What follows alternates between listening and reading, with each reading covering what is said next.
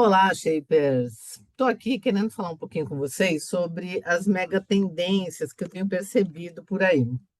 É realmente da minha observação, das leituras e tudo mais. Por que que eu resolvi falar dessas tendências?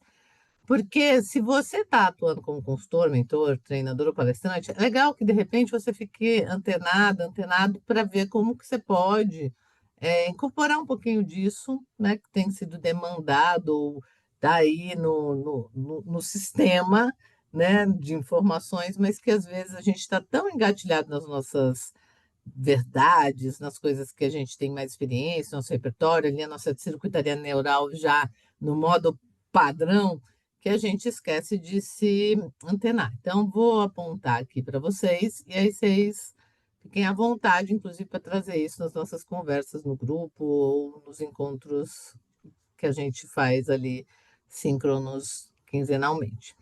Vou falar das quatro, não, aqui nós temos cinco, vou apontar os cinco e depois vou parar o compartilhamento de tela para a gente poder bater esse papo mais próximo aqui, tá? Como mega tendências que eu vejo aí mexendo no nosso setor, tem aqui uma democratização de conhecimento, ou seja, plataformas globais e expertise local, então tem uma relação aqui. Tem uma hibridização dos formatos, então a gente tem presencial, digital, experiencial, tudo acontecendo, e muitas vezes a gente deixa passar desapercebido. Tem uma personalização baseada em dados, muito importante, então essa análise preditiva e prescritiva também é importante da gente ver. A credibilidade científica como um diferencial também é bem legal, então esse brain-based approach são bem interessantes. E a mensuração de impacto de longo prazo, nosso famoso ROI. Eu tive na ATD esse ano e todos os anos ROI é sempre uma questão. Então vamos falar aqui, né, sobre esses pontos para que você possa trazê-los dentro da tua realidade, né, dentro do que você aqui trabalha hoje em dia e que você pode se beneficiar com tudo isso, ok? Começando então pela mega tendência que a gente está chamando de democratização de conhecimento. Hoje, qualquer pessoa, vocês sabem muito bem, com um smartphone, tem acesso a informações. Antes, muitas vezes, isso era um privilégio, e hoje já não é tanto. Isso criou um paradoxo muito interessante, né? Que é nunca houve tanto conteúdo disponível e nunca houve tanta confusão sobre qual conteúdo realmente importa. Eu estou colocando isso como uma mega tendência, porque a consequência para você disso é que o mercado não precisa de mais informação, mas precisa de uma boa curadoria, uma curadoria qualificada, com contextualização. O profissional que conseguir filtrar, né, que realmente importa ali, vai gerar maior impacto dentro do contexto que ele está atuando. Quanto mais ele for específico nisso, mais ele vai criar um diferencial imenso para o cliente. Porque pensa como os clientes hoje estão já, ó, transbordando de dúvidas sobre o que realmente importa. Se você chegar lá e olhar para esse lugar de uma maneira diferente, você vai, obviamente, se diferenciar. A segunda mega tendência que eu trouxe ali é, então, a hibridização de formatos, né? O modelo que antes era presencial e pronto, ou online e pronto, lembra, né, do nosso, eu brinco do telecurso que era gravado lá? Então, ou a gente estava no presencial, ou a gente estava no online ali gravado. Hoje tem sido substituído por soluções mais híbridas, que combinam um pouquinho de cada um dos mundos, pegando o melhor de cada um desses mundos. Como é que você entra nisso? Nas tuas propostas, é importante que você componha esses dois lugares, ocupar esses dois lugares. Mesmo que, por exemplo, você é uma pessoa que quer liberdade geográfica, quer trabalhar só online. Bacana, tudo bem. Isso é ótimo, lindo. Propósito de vida, não ficar preso, independente de estar presencial. Mas pensa se de repente não vale a pena você gerar um momento no ano, no semestre ou no trimestre, onde você possa dar acesso às pessoas te encontrarem presencialmente. Uma palestra, um evento, uma grande convenção, alguma coisa que as pessoas possam te tocar ali, sabe? A mesma coisa ao contrário, você só tem presencial, você domina muito, é muito impactante no presencial. Será que não é legal você pegar e dar um pouco de acesso às pessoas por esse canal digital? Pode ser alguma coisa gravada, pode ser alguma coisa síncrona, aonde ela entra ao vivo contigo, mas sem ter que se deslocar. Eu acho que vale muito a pena olhar para isso, tá? Sei que a gente tem o nosso lado preferencial, né? Se eu pudesse, eu só fazia presencial, se pudesse, eu fazia online. Mas essa necessidade de hibridização, que eu estou chamando aqui, ela vem cada vez mais fortalecendo. Até porque eu falo que não ajuda as pessoas a não enjoar, né? A terceira questão aqui é a personalização baseada em dados. Gente, o tamanho, o tempo do tamanho único acabou. O que que eu estou querendo dizer com isso? Sabe aquele tempo que você olhava e o que estava ali presente era o que era e pronto?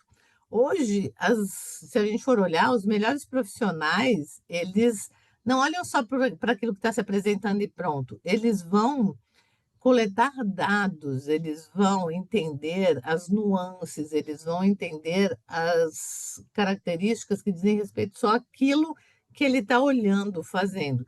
Então, quanto mais a gente pudesse basear em dados para a gente se posicionar, mais personalizado vai ficar e mais impacto vai gerar.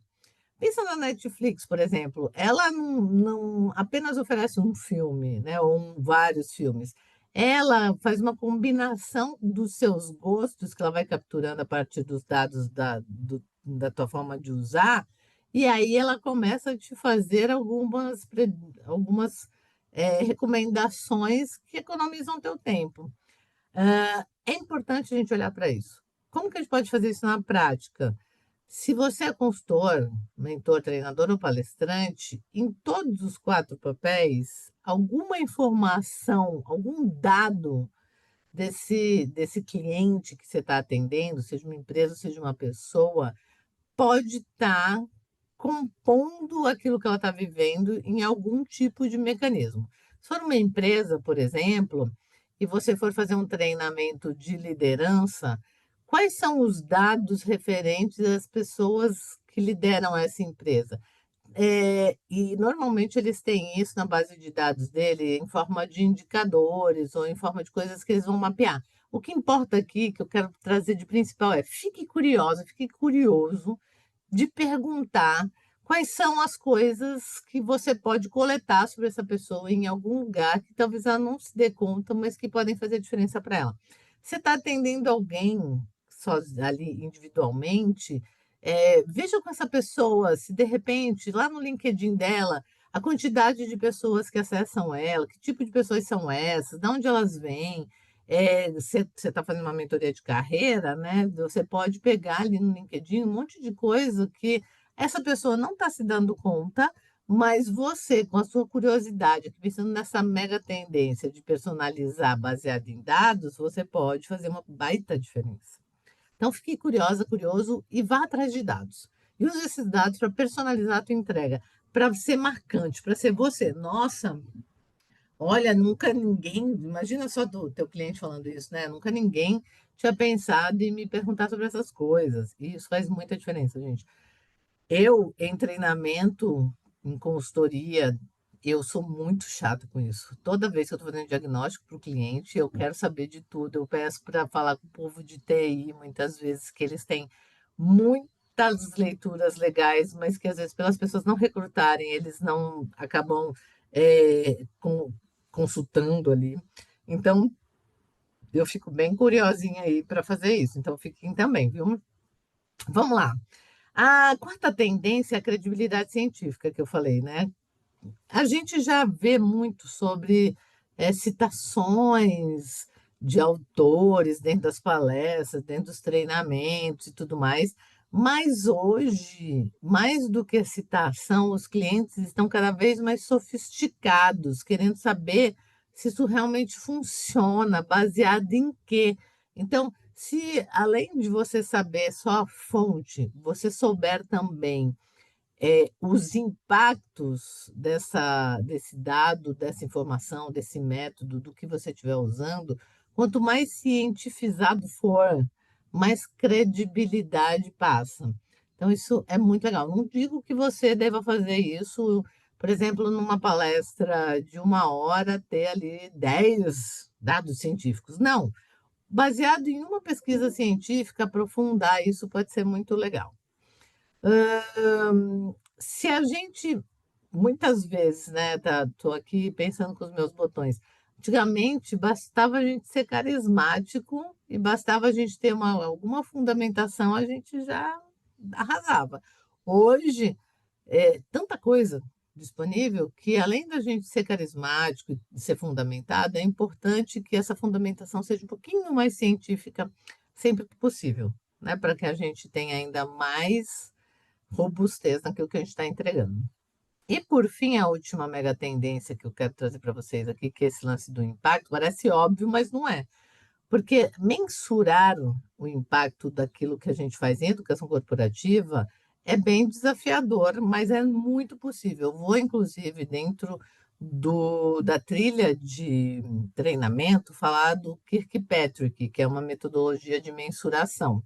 O que eu quero dizer aqui que é uma tendência é que, como a gente está com esse transbordo informacional, né, de muito excesso de coisas chegando nos clientes, quanto mais você conseguir falar sobre qual o retorno do investimento esse cliente vai ter com aquilo que você está propondo, mais fácil fica desse cliente escolher você ao invés de outro que não consegue comprovar isso, né?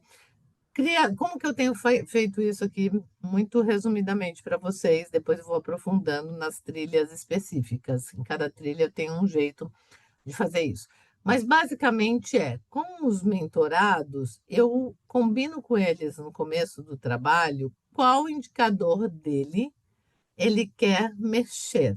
Eu estou sempre trabalhando com base no indicador. Como eu venho lá do planejamento estratégico, o indicador para mim tá no meu DNA, um espinha dorsal. E aí, a cada sessão, a gente vai vendo quanto a gente caminhou na direção dessa conquista de indicador. Quando eu estou em treinamento, eu peço para os clientes elencarem um indicador da organização que pode ser mexido em relação ao que a gente está fazendo, para que também ele consiga perceber esse retorno. E eu normalmente ajudo ele a calcular que, se a gente tem essa situação hoje, que tem um indicador que está de um jeito X, a gente leva para o jeito Y, do jeito X para o jeito Y, qual foi o retorno? Quanto ele ganhou a mais, ou gastou a menos, ou criou menos risco? Aqui é importante falar para fechar que toda empresa, acho que nós, seres humanos, consumimos, compramos motivados por eliminar alguma dor ou viver algum prazer, né? Ou ter dor, ou evitar a dor, ou viver o prazer. Já nas empresas, a decisão de compra ela é pautada em outros 3 motivos, que eu estou falando isso justamente por conta do lance da mensuração aqui, a mensuração do retorno. E os 3 motivos pelos quais uma empresa compra são aumentar o lucro, né? Diminuir o custo ou gerenciar um risco. Se você for ver, qualquer tipo de compra, qualquer tomada de decisão para uma aquisição de algo para uma empresa, precisa atender um desses três motivos aqui. Então, se você está aqui, né, olhando para essa mega tendência, que é deixar mais claro o ROI, perceba se o teu ROI vai ajudar o cliente a aumentar o faturamento ou o lucro enquanto diminuir o custo enquanto, gerenciar o risco em quê? Em qual percentual? Isso não precisa ser um valor exato, mas pode ser um percentual que se movimenta enquanto você está trabalhando com esse cliente e levando ele para um lugar melhor. Beleza? Então, são essas as tendências que eu queria realmente dividir contigo e a gente seguir aqui na nossa postura bem estratégica, seja lá no papel que a gente esteja fazendo, tá bom? Até já já. Nos vemos sempre, né, gente?